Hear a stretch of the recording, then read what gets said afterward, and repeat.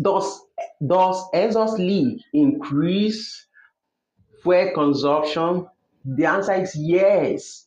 The answer is no.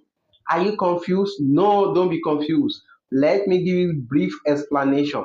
If the exhaust leak occur after the catalyst, the answer is no, it cannot increase the fuel consumption. But if the exhaust leaks occur before the catalyst, it can increase fuel consumption because the air coming in can have access back to the combustion chamber. For more explanation, watch the main video just after this one.